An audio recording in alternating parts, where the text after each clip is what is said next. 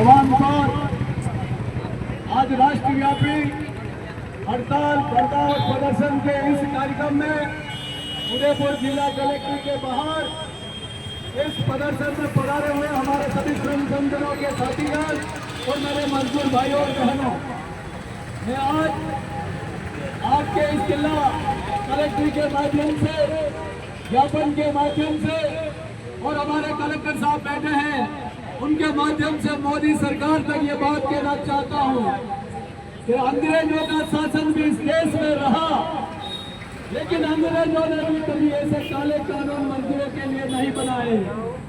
ये काले कानून कांग्रेस की सरकार रही उसमें भी नहीं बने, एनडीए की सरकार रही अटल बिहारी जी की तब भी नहीं बने, वीपी सिंह की सरकार भी रही तब भी नहीं बने, गुजराल साहब की सरकार रही तब भी नहीं बने, नरसिम्हा राव की सरकार रही तब भी नहीं बने, मनमोहन सिंह जी की सरकार रही तब भी नहीं बने।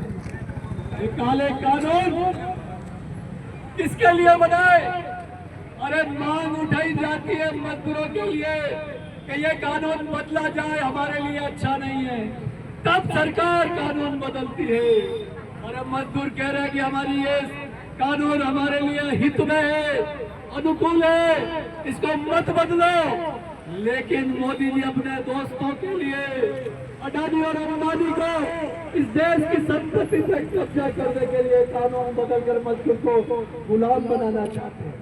इन कानूनों में क्या परिवर्तन? अभी आप 8 घंटा ड्यूटी करते हो, आने वाले समय में आपको 12 घंटा ड्यूटी करनी पड़ेगी। ये कानून में लाया जा रहा है। अभी 50 आदमी और 100 आदमी पे कानून लागू होता है मजदूरों का, लेबर लो, वो आने वाले समय में 300 पे लागू होगा, और जब 300 पे लागू होगा तो हिंदुस्तान का 90% मजदूर ट्रेड बाहर हो जाएगा। और उसमें सबसे बड़ा अडानी और अंबानी के लिए मदद क्या? इन कानूनों में ये व्यवस्था है कि कोई भी व्यक्ति का मालिक आपको आज सुबह काम पे आए और शाम को जाते वक्त लेटर पकड़ा देगा, कल से मत आना, तो आपको कोई सुनवाई नहीं होगी। दूसरा, आपकी फैक्ट्री के लीडर आज हम हैं, क्योंकि हमने 40 साल में ठोकरे खाई है। हम 18 मुकदमे लगे, 9 बार जेल में गए, मजदूरों के लिए लड़ के परिपक्व हो गए, तो उन्होंने ये कानून ला रहे कि अंदर की फैक्ट्री में काम करने वाला ही नेता होगा, बाहर का नहीं होगा। जब बाहर का नेता नहीं होगा, अंदर का होगा, अंदर के नेता को कहेंगे तेरी नौकरी खा जाएंगे, साइन कर, हम कह रहे थे इस पे, वो साइन कर देगा। अभी बाहर के नेता को हमारे को कोई धमकी दे तेरी नौकरी का ले, या तुझे मुकदमा डरते, हम डरते नहीं, हमारी नौकरी नहीं है, पुलिस केस तो बहुत से लगते रहे, तो हम लड़ते नहीं, इसलिए हम यूनियन और मजदूर की लड़ाई लड़ते। तो कुल मिलाकर मोदी चाहता है कि देश की पुरानी श्रम शक्ति को वापस गुलाम बना दिया जाए, बटुआ मजदूर बना दिया जाए, ताकि देश का पूंजीपति उसका शोषण कर सके, और जब आवाज उठाने का नाम ले तो उसको नौकरी से मांगे। हड़ताल के लिए अगर हमने हड़ताल कर दी तो 3 साल की सजा और 3 लाख का जुर्माना का कानून लेके आ रहे हैं। ये क्या है? ये काला कानून देश में ये सरकार लाना चाहती है। तो मोदी जी सुन लो, तुम भी अंग्रेजों के बाद इस देश में पैदा हुए और मैं भी अंग्रेजों के जाने के बाद इस आजाद भारत में पैदा हुआ हूँ। तुमने भी कांग्रेस की बनाई हुई सरकार ने स्कूल में पढ़ाई की और मैंने भी उसी सरकारी स्कूल में पढ़ाई की है। तुमने भी नेहरू जी और इंदिरा जी के बनाई हुई सड़कों पे चले और हम भी उनकी बनाई हुई सड़कों पे चल रहे हैं। और तुम तो इंदिरा गांधी ने जो हवाई अड्डा बनाया दिल्ली में, उसमें बैठकर अभी विदेशों में घूमने जाते हो। तुमने क्या काम किया भारत के लिए? एक नया काम बता दो। अरे आप कहें तो ये काम किया कि जो गरीब हमारे भाई बहन मजदूर किसान, जिनके लिए नरेगा की जैसे गांव में गरीब का रोजगार चलाने के लिए सोनिया गांधी ने तरीके की योजना लाया था, उसको बंद कर दिया। 250 मजदूर एक गांव में काम करते थे, आज 25 लोगों को रोजगार मिल रहा है। तुम्हारी जन्म पत्री पढ़ूंगा तो सुबह से शाम हो जाएगी। तो मैं यही कहना चाहता हूँ कि जिस प्रधानमंत्री को शपथ लेने के लिए पहली बार संसद में गया था, संसद के बाद लंबा लेटा, दंडवत होकर दौड़ दी, फिर अंदर जाके कहा इस देश के समय जैसे की बात करूंगा, तो हमने भी सोचा कि पहला प्रधानमंत्री जो सत्यमेव जयते के साथ स्वमेव जयते की बात करेगा, ये मजदूर का भला करेगा, किसान का भला करेगा। लेकिन किसानों को कानून बना के बदला, किसानों के ऊपर हमला किया, फिर मजदूरों पे हमला किया। उसको मालूम है ये शरीर है ना, इस शरीर के दो हाथ है, ये हाथ अगर इस शरीर के नहीं होते शरीर बेकार हो जाता है। कोई हमको रोटी खिलाए तो खा सकते, कपड़े पहनाए तो पहन सकते, तो ये बेबस हो जाता है, हाथ हटा दो। तो भारत रूपी शरीर के दो उपजाऊ और कमाऊ हाथ है, किसान और मजदूर।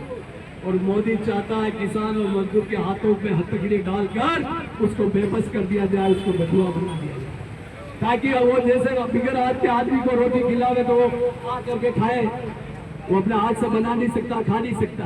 तो ये सब मजदूर को बनाना चाह रहा है। मजदूर को जो तो पैसा देवे वो ले ले और बोले तो उसको जकड़ दे। तो मैं ये कहना चाहता हूँ मोदी जी, ये देश को बनाया पसीना बहाने वाली मेहनत कश कौम ने। ये पसीना बहाने वाले हम लोग जो खड़े हैं, खेत खलियान से लेकर फैक्ट्री और उद्योगों में, सड़क से लगाकर रेल इंजन को चलाने से लिए रोडवेज चलाने वाले भाई, बिजली पे खंभे पे चढ़ने वाले और पानी की सप्लाई करने वाले, हैंडपंप चलाने वाले, आंगनबाड़ी की बहने और डाक बांटने वाले पोस्टल कर्मचारी, और खदान में मजदूर नीचे जमीन के नीचे 5000 फीट जाकर काम करने वाला, और कपड़ा की फैक्ट्रियों में टेक्सटाइल में 50 डिग्री टेम्परेचर में मशीन चलाने वाला मजदूर। यह हम देश को बनाते हैं। देश को आपके अडानी और अंबानी ने नहीं बनाया। ये अडानी अंबानी का जन्म कब हुआ? इस देश के उद्योगपति भी टाटा थे, बिरला थे, जेके थे, बजाज थे, बांगर थे। ये दो उद्योगपति तो अभी पैदा हुए जिनको हमने नाम ही अब सुना है। तो पूछना चाहते हैं, आप गुजरात के, अमित शाह गुजरात के, अडानी जी गुजरात के, अंबानी जी गुजरात के, तो क्या पूरा गुजरात हिंदुस्तान पे हुकूमत करना चाहता है? ये मंजूर नहीं होगा। ये कान बोल के सुन लीजिए मोदी साहब, आने वाले समय में आज हिंदुस्तान के 25 करोड़ों ने सड़क पे उतरकर अपना विरोध दर्ज कराया है। आने वाले समय में आपने समय रहते ये काले कानून नहीं बदले तो आपके सत्ता के सिंहासन प्रधानमंत्री की कुर्सी से सड़क पर लाकर हमारे बीच में बिठाएंगे और कानून हमारे मुताबिक बदलवाएंगे। आप सभी यहाँ पधारे, हम ज्ञापन देने जाएंगे। जब तक हमारे बीच में सैमसंग भगोड़ा साहब, भवन जी अबरावली वाले और प्रेमजी फारगी साहब अपना संबोधन देंगे, मैं इन 4 पंक्तियों से अपनी वाणी को विराम दूंगा। अरे कौन कहता है कि आसमान की ऊंचाई कोई नाप नहीं सकता? एक उड़ान तो उड़ के देखो यारो। और कौन कहता है कि पाताल में कोई गोता नहीं लगा सकता? एक गोता तो लगाकर देखो यारो। और कौन कहता है कि पवन को कोई पकड़ नहीं सकता? एक प्रयास तो करके देखो यारो। और कौन कहता है कि नदियों के नीर को कोई मोड़ नहीं सकता? एक कोशिश तो करके देखो यारो। हौसले हो जिनके बुलंद, हौसले हो जिनके बुलंद, वो आंधी तूफान से नहीं डरते। अरे हौसले हो जिनके बुलंद, वो मोदी और अमित शाह से नहीं डरते। वो मजदूर एकता का झंडा लेकर दिल्ली लाल किले पे पहुंच जाते हैं यारो, पहुंच जाते हैं यारो। जय हिंद, जय भारत, इनकलाब जिंदाबाद, मजदूर एकता जिंदाबाद।